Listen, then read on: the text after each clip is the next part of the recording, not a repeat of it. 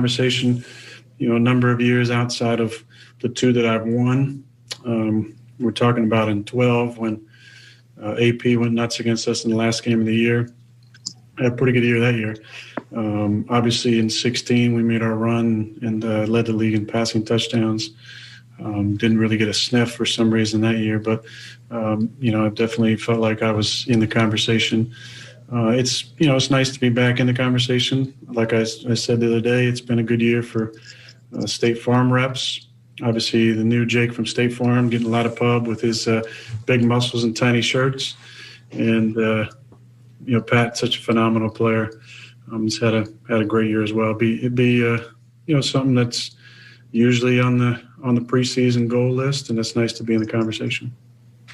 All right. Well, Shannon, do you like how open he was talking about the MVP? I do not, because contrary to what people think, people set goals at the beginning of the season, be it Super Bowls, MVPs, All-Pro teams, Pro Bowl, Skip. Guys set that on their list. They want that. Now, very few guys are willing to openly talk about it, like Aaron just sat there and had a casual conversation, and he was very relaxed, Skip. If you looked at him, Skip, if you didn't know better, if I didn't see that Green Bay stuff behind him, I'd have thought he was at home having a conversation with some of his boys or talking to someone from and doing an article about him, an interview with him. It felt like it was the off-season.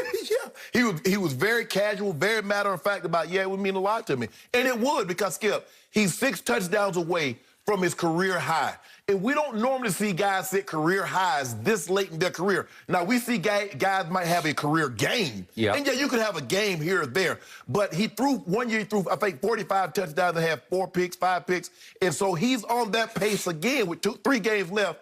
All he needs is 6 touchdowns to tie his career high, 7 to break it. So for me, Skip, he's in that discussion. He was always going to be in that discussion, and that is expected of him, and he mentioned it.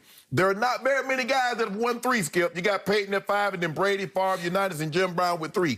So to Aaron Rodgers say, to add my name to that list, yes. And he also said that he thinks it should live up to what this stands for as an acronym. A person who is valuable to their team, and I feel like that's why I'm in that conversation every single year, basically. So for me, Skip, I believe it's a 2-man race.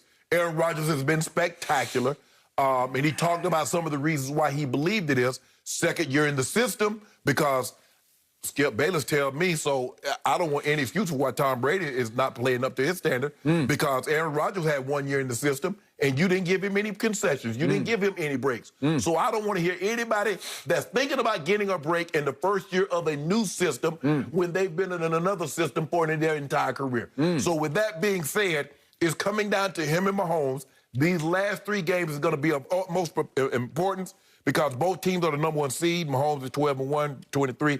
So things are close with the exception of touchdown. Rodgers is 6 clear, interceptions 1 apart. Mahomes is 500 yards ahead. But Aaron Rodgers is very comfortable. He feeling real good. Skip, you about to have 2 fingers of the old scotch before he got there, tequila. You about to have some tequila. of that. Yeah, you about to have 2 fingers of tequila. Relaxed it. But he's playing well. He's playing very well.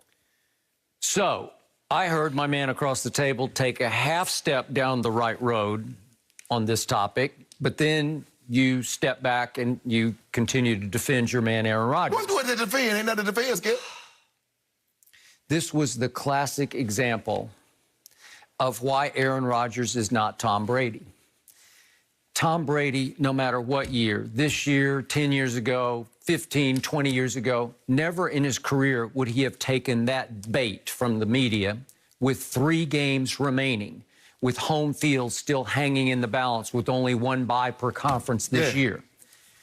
Not only did Aaron Rodgers talk about MVP, he embraced it and began to campaign for it, how much it meant, how he got robbed in these other years. I don't know if he necessarily got robbed because I thought Peyton had a better year in 2012. That's the year you believe Peyton should have won his first year in Denver with AP won. Okay, but he's chalking that one up to AP running wild on them in the final game and leaving that last impression in the voters' minds. AP ran wild on everybody that year. And just for the record, in 2016, Aaron did lead the league in touchdown passes. But Matt Ryan led the league in QBR, Right. and you correctly predicted, because you had inside information on the show, you predicted he would win the MVP, and he did. And by the way, Pro Football Focus in 2016 ranked this guy named Brady, who was then up in New England, as having the best grade in pro football. #1 quarterback in performance that year, according to Pro Football Focus, was Tom Brady. So I don't think Aaron has much of an argument about 2016, but he said, I didn't even get a sniff. Didn't even get a sniff of it. Okay. So to me, it is so Aaron, who is the LeBron James of the National Football League, it is so Aaron to kick back and relax and all but campaign for MVP. Man, they campaigning. With 3 games remaining.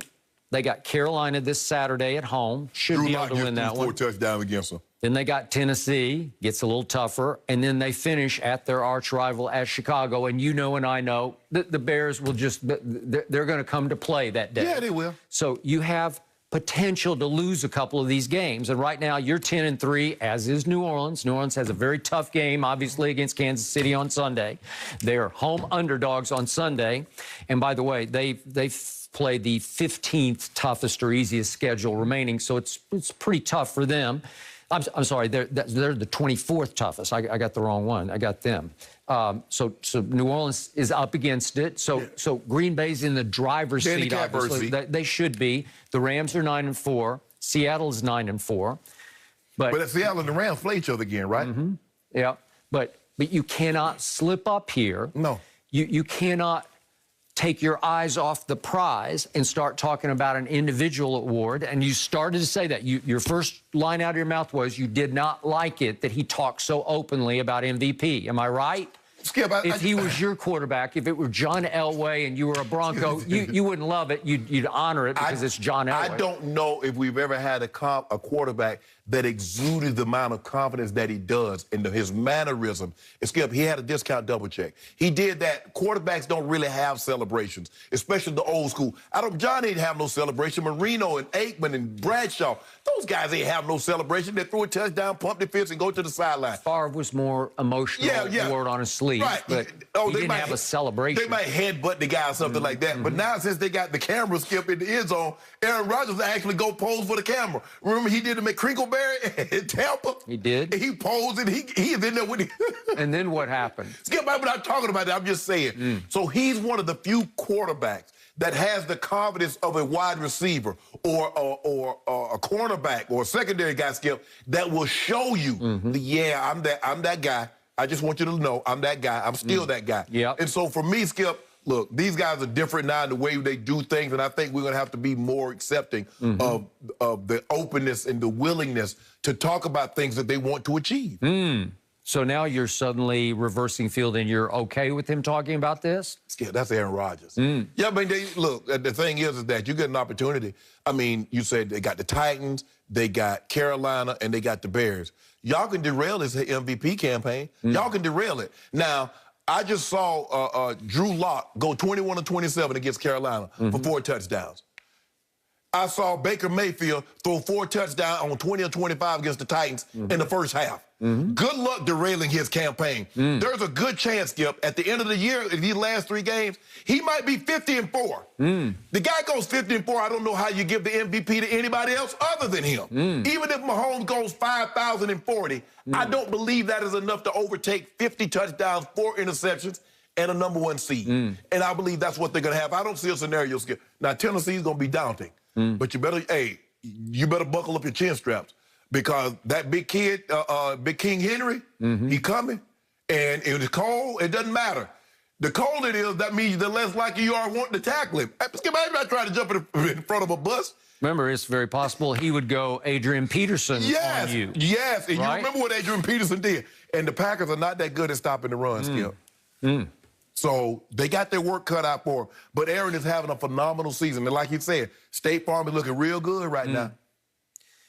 They are. He said it's been a good year for the State Farm reps and for the new Jake from State Farm, who does, he's pretty ripped in a tight T-shirt. Right. In those two, especially the one where Aaron's throwing it to the dog, to his little dog. Right. Okay. So I've told you this before, but I compare Aaron to LeBron James because there's been a lot of conjecture even in the last couple of days about why Kyrie left LeBron. And what I was told from a source very close to Kyrie is he just got tired of LeBron's focus on individual achievement versus team. They did come back from 3-1, obviously, to win it. Kyrie hit a big shot. I'll give you that he had a chase down block. LeBron did. But the point was that Kyrie felt it was all about LeBron instead of all about the team. Well, you can argue Kyrie is right out of the same mold. Thank you. But okay, so it's, pot calling kettle, right? Yes. Okay. So the point is that if I were a teammate of Aaron Rodgers right now, I might think in the back of my mind, as much as I love him, as I'm glad he's my quarterback, man, his focus is all on his individual achievement when we have a goal out there that's attainable. Skip, I think the thing is he realized that he played unbelievable last year. And the reason why, and even though they were the #1 seed, no one really thought, for a time it was Russ. And then once Lamar Jackson took over about week 8, week 8, week 9, Skip, nobody else was in the discussion because he was having such a transcendent year. We don't normally see a quarterback, well, a lot of people said he was a running back or a wide receiver, lead the league in passing touchdowns and break the quarterback rush record with over 1,200 yards. Lead the league in rushing by a large margin. So unless somebody had a 5,045-yard touchdown season, Lamar Jackson was going to be the MVP. But as he said, as LeBron is in the MVP conversation basically every single year, because